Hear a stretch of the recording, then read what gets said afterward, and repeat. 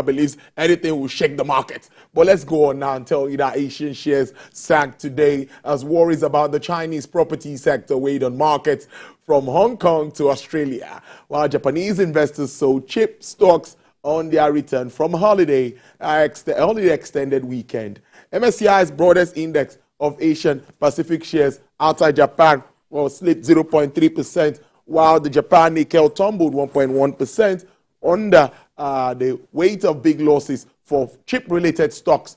Hong Kong and Seng declined 0.3%, tech stocks sliding 0.7%, an index of mainland blue chips fell 0.4%, while subindex of property stock was flat. Australian stocks benchmarks dropped 0.4%, sagging under the weight of mining stocks. Weakness in Asia came despite small gains from Wall Street overnight, with U.S. stock futures flat.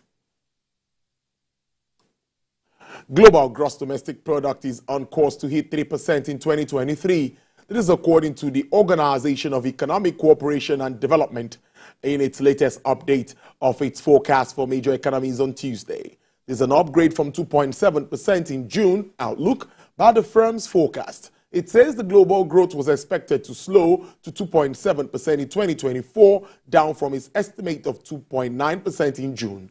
The Paris-based body said it now expected the U.S. economy to grow 2.2% this year rather than 1.6% its forecast in June, as U.S. growth proves more resilient than most economists expected in the face of series of rate hikes. Organization for Economic Cooperation and Development further disclosed that a stronger than expected U.S. economy is helping to keep global slowdown in check this year. But the weakening Chinese economy will prove to be a bigger drag next year. And almost finally, political tensions and slowing economy are sapping the confidence of U.S. businesses operating in China, with a number of companies optimistic about their 5-year outlook falling to a record low. A survey published on Tuesday shows this report. According to the annual survey published by the American Chamber of Commerce in Shanghai, the percentage of surveyed U.S. firms optimistic about the 5-year China business outlook fell to 52%. This was the lowest level of optimism reported since the American Chamber Shanghai Annual China Business Report was first introduced in 1999. Tensions between both major world powers remain a concern for many companies, with U.S.-China tensions cited as a top business challenge.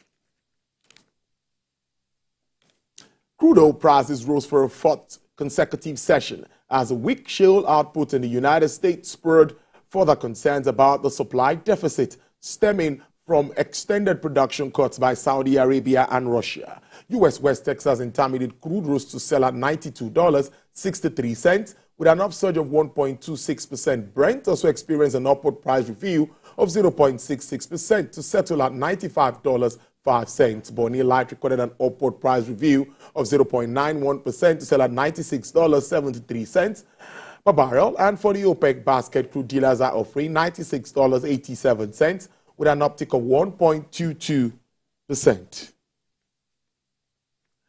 That's indeed our show for today. Thank you so much for being a part of it. Well, I'll see you tomorrow, same time. I will go out there, get busy, and make some cash. Stay safe.